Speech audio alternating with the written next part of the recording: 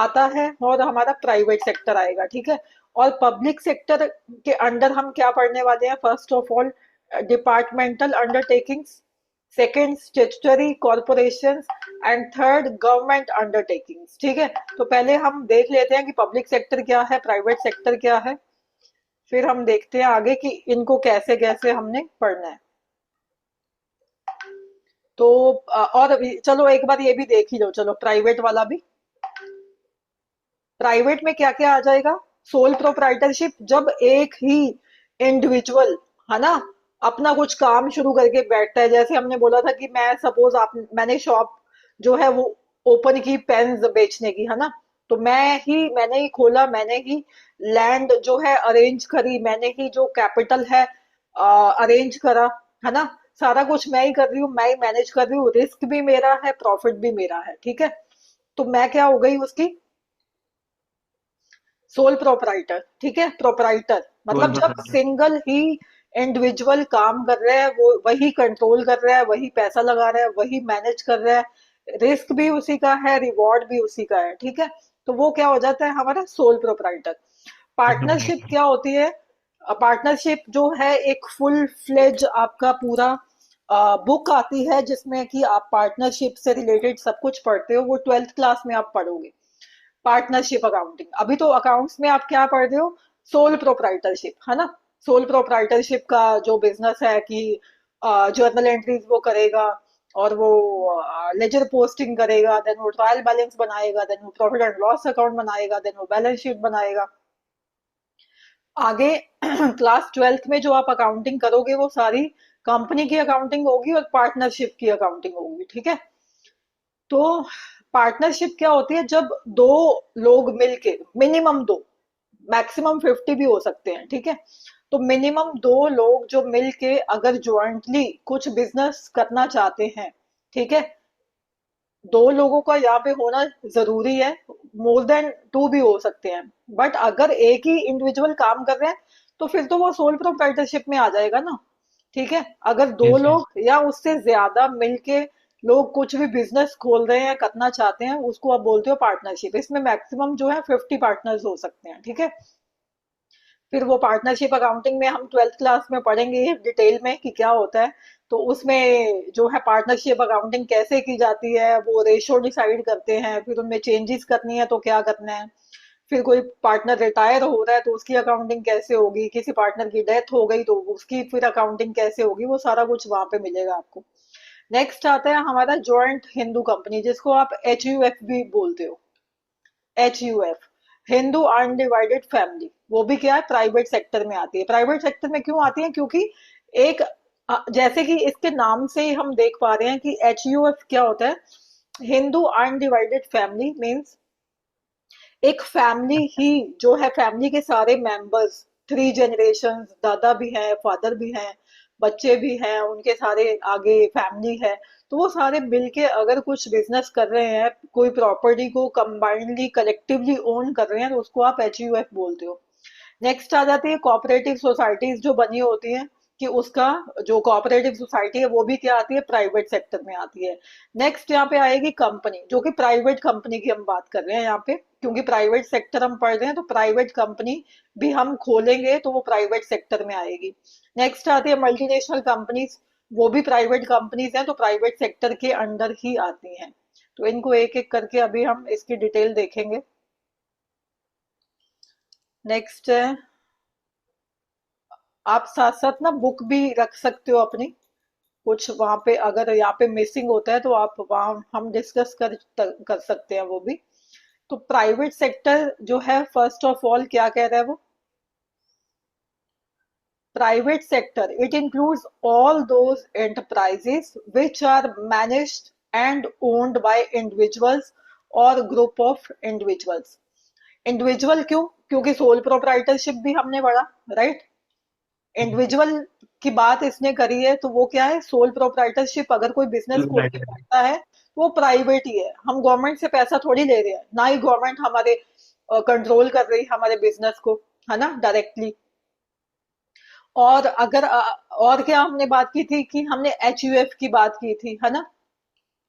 तो वो क्या है? आपका ग्रुप ऑफ पीपल है ना, जो काम कर रहे हैं, तो वो भी क्या आ जाएगा, प्राइवेट सेक्टर में आ सकते हैं, ठीक है।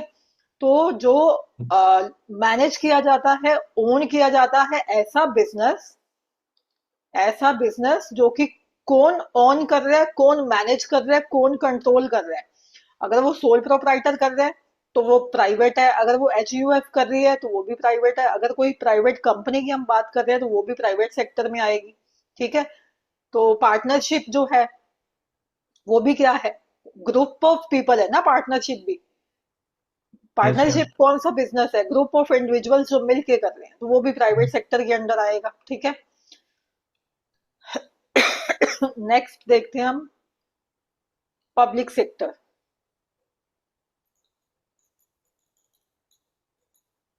तो पब्लिक सेक्टर में क्या बोल रहे हैं वो, it includes all those enterprises which are managed, owned partly और होली बाय द सेंट्रल और स्टेट गवर्नमेंट। तो यहाँ देखने वाली बात क्या है, हमें मेनली ये देखना है, दो चीजें आपको, दो भी नहीं तीन चीजें आपको देखनी है। इन्होंने दो दिया है बट हम तीन चीजें देखेंगे यहाँ पे मेनली। इन्होंने दिया मैनेज्ड एंड ओन्ड, है ना। तो managed, hmm. Owned and controlled. आपको कोई भी बिजनेस, आपको ये देखना है कि अगर क्या वो बिजनेस प्राइवेट है, क्या वो बिजनेस प्राइवेट सेक्टर के अंडर आएगा, क्या वो बिजनेस पब्लिक सेक्टर के अंडर आएगा। तो आपको मेन कौन सी तीन चीजें you have to check, that is first of all कि वो मैनेज कौन कर रहा है, ठीक है। ओन मैं- ओन कौन कर रहा है, ओनर कौन है, कंट्रोल कौन कर रहा है। अगर हम एक सोल प्रोप्राइटरशिप की बात करें, जैसे हमने बोला था कि हमने ये पेन्स की दुकान खोल ली, ठीक है, एक शॉप खोल ली। वो क्या है, वो पेन बना भी मैं रही हूँ, वो सारे बिजनेस को मैनेज भी मैं ही कर रही हूँ, ओनर भी मैं ही हूँ, ओन्ड बाय, है ना, कि कौन ओनर है। और सारी एक्टिविटीज को कंट्रोल भी मैं ही कर रही हूँ, है ना, कि कब मेरा सामान आएगा, कैसे मैं बेचूंगी, कब मेरे को शॉप खोलनी है, कब मेरे को बंद करनी है, कितना पैसा लगाना है, वो कंट्रोल भी मेरा ही है उस पे सारा, है ना। तो वो क्या हो गया, मैनेज्ड, ओन्ड, कंट्रोल्ड बाय मी। तो वो क्या हो गया, सोल प्रोप्राइटरशिप। ऐसा ही सेम केस क्या है, पार्टनरशिप। right। पार्टनरशिप भी क्या है, मैनेज कौन कर रहा है, पार्टनर्स कर रहे हैं। ओनर कौन है, पार्टनर्स है। कंट्रोल हम्म। कौन कर रहा है, पार्टनर्स कर रहे हैं। तो वो क्या हो जाएगा, प्राइवेट सेक्टर आ जाएगा उसमें, ठीक है। ऐसे ही अगर हम, वो अभी हम पब्लिक सेक्टर की बात कर रहे हैं, तो ऐसी एंटरप्राइज या ऐसा बिजनेस जो कि managed, controlled and owned partly और wholly by the central government और द स्टेट गवर्नमेंट, ठीक है। कि या तो कंट्रोल कौन कर रहा है उसको, सेंट्रल की जो गवर्नमेंट है वो कर रही है, या जो स्टेट की गवर्नमेंट है वो कर रही है, ठीक है। पार्टली और होली का क्या मतलब है यहाँ पे, पार्टली और। होली, ये लिखा है ना पार्टली और होली, मीन्स उस बिजनेस का या तो एक पार्ट, लाइक मोर देन 51%, या 80%, और इट्स 90%, और इट्स 70%, कुछ भी हो सकता है मोर देन 51%, ठीक है। तो जैसे या, हिंदू अनडिवाइडेड फैमिली होती है, हाँ, उसमें कौन मैनेज ओन और कंट्रोल करते हैं? वो करता होता है, उसका हम डिटेल करता पढ़ेंगे। करता। हाँ, करता, जो मेन हेड सीनियर मेंबर होता है ना, वो होता है हाँ। कंट्रोलर उसका। बाकी सब को पार्टनर्स होते हैं, राइट। तो ये हम बात कर रहे हैं अभी पब्लिक सेक्टर की, कि कौन सा ऐसा बिजनेस है जो कि पब्लिक सेक्टर के अंडर आएगा। वो कहता है कि, एक बार इसको हम इरेज कर देते हैं। ये मेनली आपको यहाँ पे हमने ये तो देख लिया कि manage, owned and controlled by, वो गवर्नमेंट का होना चाहिए, तभी हम बोल सकते हैं कि ये पब्लिक सेक्टर अंडरटेकिंग है, PSU उसको आप बोलते हो, ठीक है। PSUs, public sector undertakings. तो वो managed, owned and controlled by government होनी चाहिए। गवर्नमेंट कोई भी हो सकती है, सेंट्रल गवर्नमेंट, स्टेट गवर्नमेंट, ठीक है। आगे इसने बात की पार्टली और होली। पार्टली और होली का मतलब यहाँ पे है शेयर से, कि कितना शेयर वो ओन करते हैं। अगर 51% है तो हम बोल देंगे कि इट्स ओन्ड पार्टली, ठीक है, कि एक पार्ट ओन करती है इसका, ठीक है। और अगर इट्स सपोज 100% ही गवर्नमेंट का शेयर है उसमें, तो प्रॉपरली वो owned controlled and managed by government जो है बोली जाएगी। तो वो क्या हो जाएगा, होली, कि सारा का सारा जो ओनरशिप है किसकी है, गवर्नमेंट की है। ठीक है, ये क्लियर हुआ। ठीक है। Yes ma'am. नेक्स्ट है, it can be a part of ministry और come into existence by special act of the parliament. ठीक है, तो अगर तो ये पार्ट ऑफ मिनिस्ट्री है तो उसको हम क्या बोल देते हैं, government undertaking, departmental undertaking, departmental undertaking. अगर क्या है, this is part of, undertaking. हाँ पार्ट ऑफ मिनिस्ट्री है, एक मिनिस्ट्री के अंडर खुला है। सपोज रेलवे मिनिस्ट्री है हमारी, रेलवे मिनिस्ट्री है ना, रेलवे के मिनिस्टर सुने होंगे आपने, है ना, कोई कोई कोई रेलवे का मिनिस्टर है, कोई फूड एंड फूड कॉरपोरेशन का मिनिस्टर है, कोई ट्रांसपोर्टेशन का मिनिस्टर है ना। और जो फाइनेंसिस कंट्रोल करते हैं वो फाइनेंस मिनिस्टर होता है। तो ऐसे ही सारे जो है, सारे डिपार्टमेंट्स के मिनिस्ट्री होती है। तो अगर तो वो मिनिस्ट्री के अंडर जो है ऑपरेट किया जाता है, पार्ट ऑफ मिनिस्ट्री है, तो उसको आप डिपार्टमेंटल अंडरटेकिंग बोलते हो, जो कि अभी हम पढ़ने वाले हैं नेक्स्ट। ठीक है, और come into existence by a special act of the parliament. तो अगर पार्लियामेंट के किसी एक्ट के अंडर किसी कंपनी को, किसी बिजनेस को फॉर्म किया जाता है, तो उसको आप बोलते हो स्टेचुटरी अंडरटेकिंग। ठीक है, statutory corporation, statutory company. Next है, government participates in economic activities of the country through this enterprise. तो गवर्नमेंट जो है, गवर्नमेंट भी इकोनॉमी का एक हिस्सा है, एक पार्टिसिपेंट है, बिकॉज गवर्नमेंट की भी ये अंडरटेकिंग है। जैसे रेलवेज का सारा जो सिस्टम है किसके अंडर आता है, रेलवेज चलती हैं, ये ट्रेन वगैरह, और वो सारा मैनेज जो है कौन करता है, रेलवे की मिनिस्ट्री करती है ना। हाँ, तो उसके में कोई भी दिक्कत आती है, कुछ भी उसमें जो है और ट्रेन चलानी है या और स्पेंडिंग करनी है, तो वो कौन डिसाइड करता है, रेलवे मिनिस्टर जो है वो डिसाइड करेगा। ठीक है, तो इसलिए गवर्नमेंट भी एक पार्टिसिपेंट है हमारी इकोनॉमी का, क्योंकि गवर्नमेंट की भी सारी अंडरटेकिंग्स है, सारी कंपनीज हैं इकोनॉमी में। आगे वो कहते हैं हिस्ट्री क्या थी, पब्लिक सेक्टर की हिस्ट्री क्या थी। The Industrial Policy Resolution 1948, 1956 emphasized the role of public sector in order to achieve the rapid industrialization. तो जो हमारा इंडस्ट्रियल पॉलिसीज थी, एक तो हमारी 1948 थी, एक 1956 थी। ठीक है, तो उन्होंने क्या किया कि गवर्नमेंट जो रोल है, वो उन्होंने बोला कि मेजर रोल होना चाहिए इकोनॉमी का, कि काफी सारी कंपनीज जो है वो गवर्नमेंट के कंट्रोल में रहनी चाहिए, ताकि हम जो इंडस्ट्रियलाइजेशन है उसमें हम ग्रो कर पाए। ठीक है, 17 industries were exclusively reserved for public sector: arms, ammunition, atomic energy, iron, steel, heavy machinery, mineral oil, coal. But this could not achieve the desired result. ये हम ना पास्ट की बात कर रहे हैं कि पहले क्या होता था। ठीक है, पहले क्या होता था कि जो हमारी पॉलिसीज थी इंडस्ट्री की, वो ये बोलते थे कि गवर्नमेंट को ही आना चाहिए आगे, सारी कंपनीज गवर्नमेंट खोले, रेलवेज भी, रोडवेज भी, बैंकिंग सिस्टम भी, सारा इंश्योरेंस वगैरह भी, और टेलीकॉम जो सेक्टर है वो भी, सब में वो कहते गवर्नमेंट को आना चाहिए आगे, प्राइवेट को जो है मौका नहीं देना चाहिए, क्योंकि वो प्राइवेट जो है हमारा वो खराब ना कर दे हमारी वो इकोनॉमी को, या उस हमारी, हो सकता है हमारी इकोनॉमी ग्रो क्योंकि ना। हाँ, प्राइवेट में गवर्नमेंट की मर्जी नहीं चल सकती। हाँ, तो इसलिए उन्होंने पहले तो क्या रखा कि 17 इंडस्ट्रीज रखी थी, कि वो जो उसमें कोई और नहीं आ सकता, उसमें सिर्फ गवर्नमेंट ही रहेगी, प्राइवेट वाला बंदा खोल ही नहीं सकता। वो कौन कौन सी, आर्म्स एंड एम्यूनेशन, वो तो अभी भी गवर्नमेंट के अंडर एक है। आर्म्स एंड एम्यूनेशन क्या होता है, जैसे असला बारूद, ये वो जो सारा आर्मी को देते हैं ये लोग, है ना, पुलिस को, आर्मी को, ये गन्स, पिस्टल्स, गोला बारूद, ये सारे क्या आते हैं, आर्म्स एंड एम्यूनेशन होता है। और एटॉमिक एनर्जी भी, न्यूक्लियर एनर्जी, एटॉमिक एनर्जी, ये भी केमिकल वाला सिस्टम होता है, सारा गवर्नमेंट अपने अंडर रखती है। आयरन एंड स्टील, जो है वो भी गवर्नमेंट ने अपने अंडर रखा।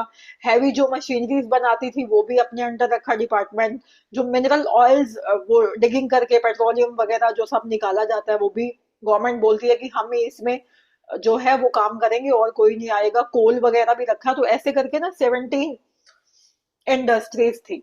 बट जो हमें हमने सोचा था कि गवर्नमेंट अगर इनमें रहेगी तो हम जो ग्रो कर पाएंगे रैपिडली, बट वो हुआ नहीं। वो क्या कह रहे हैं वो, but this could not achieve desired result. जैसा हमने सोचा था वैसा हमें मिला नहीं, ठीक है। Hence, the industrial policy of 1991 government opted for disinvestment of public sector and encouraged private sector and FDI global enterprises, ठीक है। तो ये समझ आया कुछ पॉइंट इसका 1991 में क्या हुआ था। एक पॉलिसी उन्हें बनानी थी कि जो 17 इंडस्ट्री है वो गवर्नमेंट के अंदर ही अंडरटेक कर ले गवर्नमेंट, हम्म। ताकि कोई भी प्राइवेट वगैरह मतलब रूल वूल ना कर सके।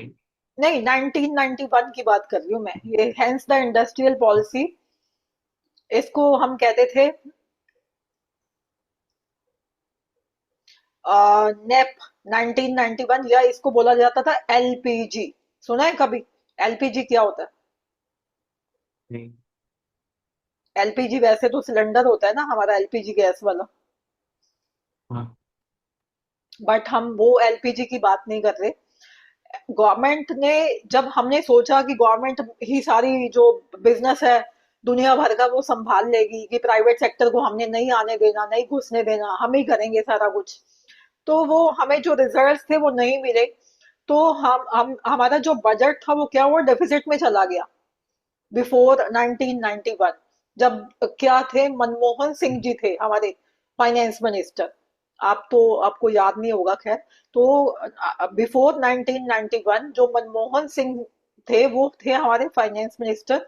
तो उन्होंने हमारा तब बजट जो था हमारा कंट्री का, वो डेफिसिट में चला गया, ठीक है। पैसे नहीं थे हमारे पास कुछ भी करने के। तो ये गए वहां पे वर्ल्ड बैंक के पास, मनमोहन सिंह जी। उन्होंने बोला लोन दे दो। वो कहते लोन नहीं मिलेगा, आपकी तो इकॉनमी बैठी पड़ी है, वो चल ही नहीं रही। तो उन्होंने बोला कि आपको क्या हम कंडीशन पे लोन देंगे, आपको अपनी इकॉनमी में रिफॉर्म्स लाने होंगे। तो फिर वो गवर्नमेंट जो है वो रिफॉर्म्स लेके आई, वो एलपीजी के नाम से। तो एलपीजी क्या था? ये कौन सा मतलब? रिफॉर्म्स, रिफॉर्म्स, अच्छा। इम्प्रूवमेंट्स कुछ लानी है ना इकोनॉमी में, कि ताकि हमारी इकोनॉमी जो है वो ग्रो कर पाए, चल पाए। तो एलपीजी से हमारा मतलब क्या था? एल से था हमारा मतलब लिबरलाइजेशन, लिबरलाइजेशन, और पी से था हमारा प्राइवेटाइजेशन, और जी से था ग्लोबलाइजेशन, ठीक है। ये था हमारा एलपीजी जो कि हम हम्म। 1991 में लेके आए। तो लिबरलाइजेशन, प्राइवेटाइजेशन और ग्लोबलाइजेशन। लिबरलाइजेशन से हमारा क्या मतलब है? जब भी जो आम जनता है, वो प्राइवेट सेक्टर है, वो आगे आता था, लाइक मतलब हमने कंपनी खोलेंगे, ये वाला काम करेंगे, तो ना मतलब लिबर्टी नहीं थी उनको काम करने की। उनको लाइसेंस ले, ये ले, वो ले, काफी फॉर्मेलिटीज करनी पड़ती थी। तो उनका जो काम था वो लिबरल नहीं था। तो गवर्नमेंट ने क्या किया कि अब आपको जो लाइसेंस है कुछ वो फिक्स कर दिया कि अब इन इन चीजों पे आपको जो कंपनी अगर आप खोलना चाहते हो तो आप आ सकते हो आगे, अपना प्राइवेट कंपनी ओपन कर सकते हो, और आपको जो है लिबर्टी भी दी जाएगी कि आपको लाइसेंस वगैरह, जो लाइसेंसिंग सिस्टम था, फॉर्मेलिटीज थी, वो कम कर देंगे हम, ठीक है। तो वो उनको लिबरल कर दिया गया, लिबर्टी दे दी गई, ठीक है। नेक्स्ट था हमारा प्राइवेटाइजेशन। प्राइवेटाइजेशन में क्या किया कि पहले तो था कि नहीं, ये भी काम गवर्नमेंट करेगी, ये भी काम गवर्नमेंट करेगी। फिर गवर्नमेंट ने बोला कि नहीं, आप भी आओ, आप भी जो कंपनीज हैं अपनी ओपन करो, हम आपको अपना शेयर बेच देते हैं। सपोज हमारी ये काफी जो इंडस्ट्रीज है, ये आपने सुना होगा, पहले बैंक्स जो थे, काफी टाइम पहले बैंक जो हुआ करते थे वो सिर्फ गवर्नमेंट के बैंक ही हुआ करते थे। स्टेट बैंक हुआ करता था, पंजाब नेशनल बैंक हुआ करता था, सारे गवर्नमेंट के बैंक ही थे। उसके बाद 1991 के बाद जो बैंक्स हैं, जो हमने सोचा नहीं था कि कभी ये भी प्राइवेट खुलेंगे, तो बैंक्स खुलने शुरू हो गए, आईसीआईसीआई, एचडीएफसी, है ना। तो ये महिंद्रा बैंक, हम्म, कोटक बैंक, कई बैंक जो है प्राइवेट खुलने लगे। तो उसको बोला कि प्राइवेटाइजेशन किया गया है, तो काफी जो डिपार्टमेंट्स थे जिनको कि गवर्नमेंट ही चलाती थी, स्टेट बैंक वगैरह ही मेन रहते थे बैंकिंग सिस्टम में, कोई प्राइवेट बैंक होता ही नहीं था तब। तो इन सब चीजों को प्राइवेटाइज किया गया कि आओ भाई तुम भी आके अपना ये काम कर सकते हो, खोल सकते हो, कुछ रूल्स वगैरह तुम्हें फॉलो करने पड़ेंगे, तब से प्राइवेट बैंक्स वगैरह भी आने लगे, है ना। तो नेक्स्ट है हमारा ग्लोबलाइजेशन। ग्लोबलाइजेशन क्या था कि पहले हम ट्रेड जो है कम करते थे, बाहर वाले देशों से हम नहीं करते थे, ना ही हम कुछ आने देते थे हमारे देश में। तो ग्लोबलाइजेशन का मतलब होता है कि we are removing all the boundaries, जो है हमारा बाउंड्री लेस हमने कर दिया किसको, अपने ट्रेड को, कि हम जो है हम बाहर बेच बेच सकते हैं सामान यूएस में, राइट। हम वहां से इंपोर्ट भी कर सकते हैं, वहां पे एक्सपोर्ट भी करेंगे। तो ये सारे रास्ते जो थे वो गवर्नमेंट ने खोल दिए। पहले क्या था, बहुत हैवी टैरिफ्स लगाते थे कि नहीं तुम बाहर माल नहीं भेजोगे, हम तुम पे इतना टैक्स लगा देंगे। वो टैक्सेस ही इतने थे कि डर के कोई बाहर एक्सपोर्ट ही नहीं करता था, ना ही हम इंपोर्ट करते थे, टैरिफ्स लग जाते थे। आज आजकल भी तुमने आपने सुना होगा, ट्रम्प जी ने जो टैरिफ्स है हम पे काफी लगा दिए, कुछ ना कुछ चक्कर की वजह से, कि पहले बोला कि 25% लगाएंगे, फिर 50% लगाएंगे, है ना। तो ये टैरिफ्स का जो सीन था ना, ये पहले काफी था। हम्म, इसलिए हमने क्या किया, हमें सारे हाँ टैरिफ्स जो थे रिमूव कर दिए थे, है ना। कोटास टैरिफ्स, कोटास थे मतलब क्वांटिटी फिक्स हम्म, की हुई थी कि इतने से ज्यादा तुम बाहर एक्सपोर्ट नहीं कर सकते, इतने से ज्यादा तुम इंपोर्ट नहीं कर सकते। कोटा मतलब क्वांटिटी फिक्स की हुई थी, राइट। और टैरिफ्स मतलब टैक्सेस लगा देते थे हम पे भी लग जाते थे, हम मंगवाते थे तो हम भेजते थे तब भी लग जाते थे। तो तब ये चीजों से मतलब फ्री कर दिया गया उसको। आप कहते हो कि हम इंटरनेशनली ट्रेड कर सकते हैं, कहीं से भी इंपोर्ट करो कहीं भी एक्सपोर्ट करो, आपको कुछ फॉर्मेलिटीज थोड़ी बहुत करनी पड़ती है, तो आप ये काम बिजनेस कर सकते हो। उसके बाद से हमारी इकोनॉमी तो फ्लरिश करने लग गई, चलने लग गई। तो ये था एलपीजी। ठीक है, डिटेल में हमने कर लिया कि एलपीजी जो था वो आया इन हम्म, 1991। Government opted for disinvestment। disinvestment वही सेम कि पब्लिक सेक्टर का disinvestment। Have you heard the term disinvestment? कभी सुना है आपने disinvestment क्या होता है? नहीं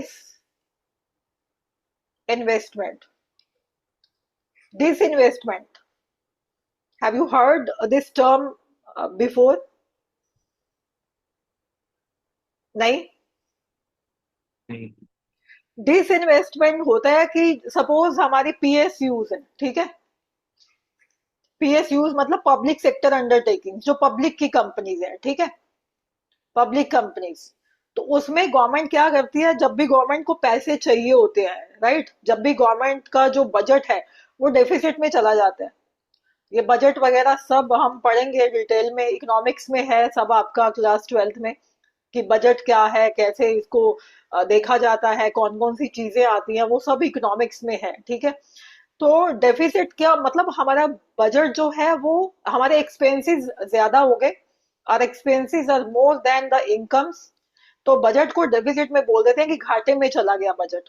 ठीक है, तो जो जब भी गवर्नमेंट को फंड्स की रिक्वायरमेंट होगी कि पैसे नहीं है, खर्चे तो होने ही है ना, फ्लाईओवर बनने हैं, हम्म, मेट्रो बननी है, ब्रिज बनने हैं, हॉस्पिटल्स बनने हैं, स्कूल्स बनने हैं, है ना। गवर्नमेंट के खर्चे तो होते ही है, बट खर्चे करने के लिए पैसे गवर्नमेंट के पास नहीं है, क्योंकि इनकम जो है टैक्सेस से हम्म, आएगी, वो कम पड़ गई गवर्नमेंट को, ठीक है।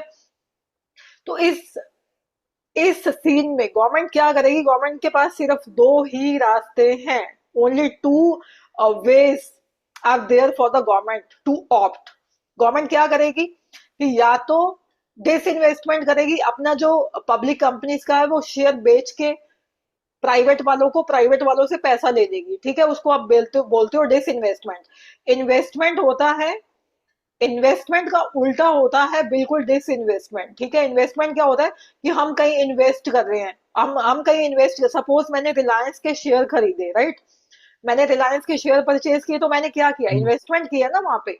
सपोज मैंने 1000 शेयर जो है परचेज किए रिलायंस के, तो मैं इन्वेस्टर हूँ रिलायंस की, राइट, मैंने इन्वेस्टमेंट किया है रिलायंस में। Because I have purchase 1,000 share of Reliance, so I am investor of Reliance, ठीक है।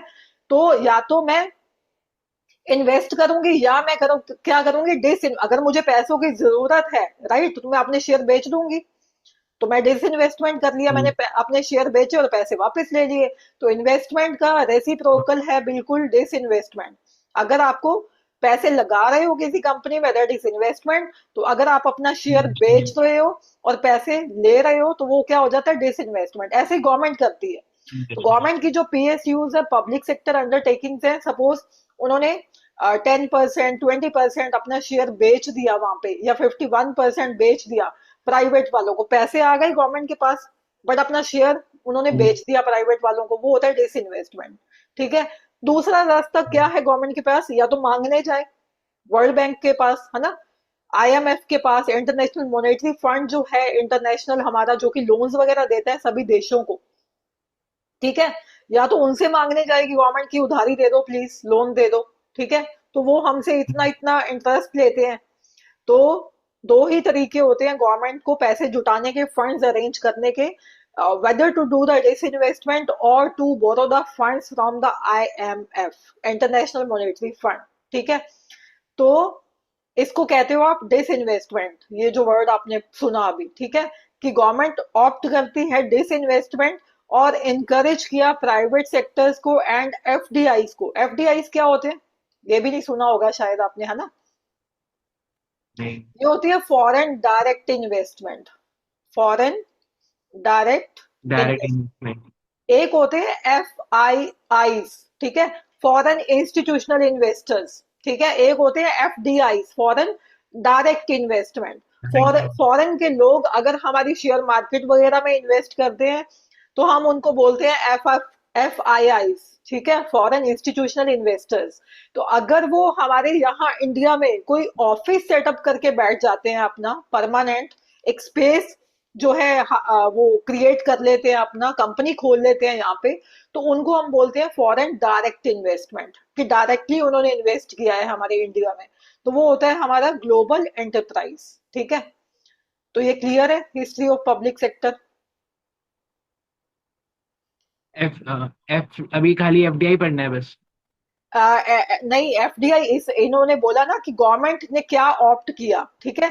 इंडस्ट्रियल पॉलिसी में एक तो हमने हाँ। डिसइन्वेस्टमेंट्स किए, एक हमने प्राइवेट सेक्टर को इनकरेज किया, एक हमने एफडीआई को भी इनकरेज किया, यानी कि फॉरेन वालों को भी इनकरेज किया कि आओ भाई लोग, हमारे यहाँ कंपनीज लगाओ, आप खोलो, ठीक है। तभी तो हमारी इकोनॉमी ग्रो करेगी ना, अगर जितना ज्यादा बिजनेस लोग हाँ। करेंगे तो, है ना। तो नेक्स्ट है हमारा, अब हमारा वो शुरू होता है कि डिपार्टमेंटल अंडरटेकिंग्स क्या है, forms of PSUs.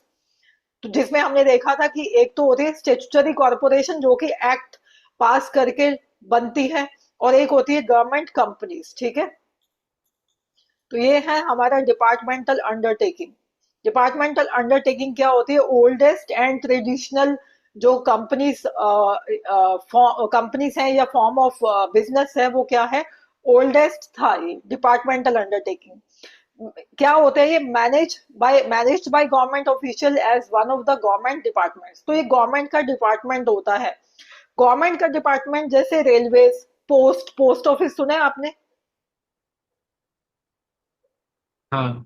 Post office जो है, टेलीग्राफ का जो सिस्टम है, रेलवेज का सिस्टम है, ये सारे क्या है, ये डिपार्टमेंटल अंडरटेकिंग्स हैं, जो कि एक मिनिस्ट्री के अंडर चलती हैं, राइट।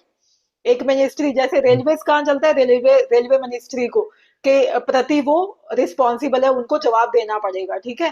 तो ऐसे पोस्टेज जो है वो